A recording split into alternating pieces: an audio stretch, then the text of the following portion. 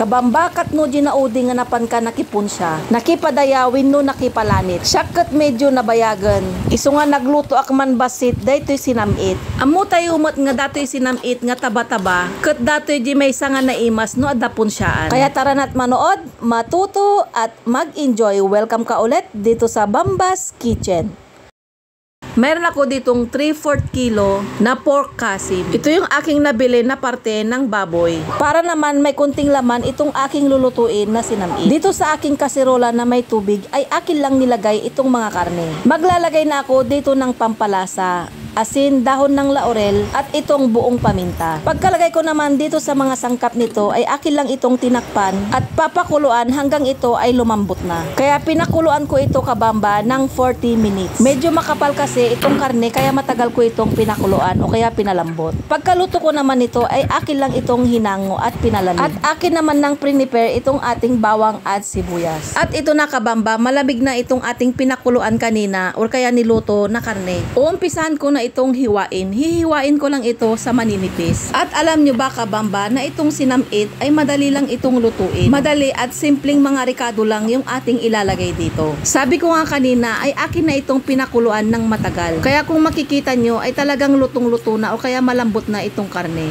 Paalala lang po sa mga matataas ang kolesterol o kaya mataas ang kanilang blood pressure. Tikim-tikim na lang po ang gawin ninyo. O kaya kung kaya nyo itong iwasan ay iwasan na lang. Ito na at inumpisahan ko na ang magluto. Dito sa aking kawali ay naglagay lang ako dito ng mantika. Dahil igigisa ko dito yung ating bawang at sibuyas. Shout out kay Kabsat Jefferson, ito na yung iyong request. Sapay la kumata mabuyam datoy.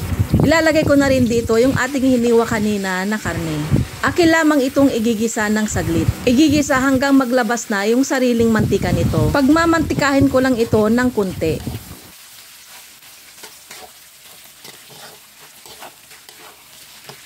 Pagkatapos naman ng aking paggigisa dito ay naglagay na ako dito ng pineapple juice. Kunti lang naman yung aking nilagay dito. Nilagay ko na rin dito yung banana ketchup. Ito yung magsisilbing pampakulay dito sa ating niluluto na sinamit. At magbibigay tamis na rin. Itong sinamit ay masarap ito sa pangatlong araw kabamba. Habang tumatagal kasi ito na naka-stack sa ref ay mas lalo itong sumasarap. Kaya ito ang magandang ibalot pag may mga punsyaan o kaya handaan. Sino sa inyo ang nakapag-sharon na ng ganito? Medyo nakukulangan pa ako sa kulay nito kaya naglagay lang ako dito ng kunting atsuete powder.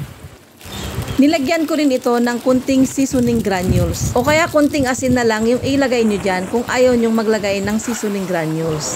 Sa oras na ito ay maglalagay na ako dito ng brown sugar. Ang kukumpleto sa tamis ng ating sinamit. Sa mga hindi nakakalam kung ano ang sinamit ay ito ay matamis. Tinatawag naming sinamit ito na taba-taba. Nilagyan ko pala ito ng 1 kutsara na asukal na nugnog o kaya dark brown sugar. Kaya naging ganito na yung kulay, hindi ko na dito na ipakita sa video. Nilagyan ko rin ito ng kunting paminta at itong kunting tausi o salted black beans. Kunting pagpapakulo na lang dito ang aking gagawin. Yan at ready to serve na itong ating sinamit na taba-taba. Kaya kung matagal ka nang hindi nakapunta sa punsyaan, magluto ka na lang at ito ay napakadali lang naman. At huwag mo namang sobrahan pag kumain ka nito. Mahirap na kabamba. Kaya ako ay tumikim lang naman ng 2 slice. At pagkatapos ko namang kumain ay uminom ako agad ng pineapple juice. Thank you for watching kabamba.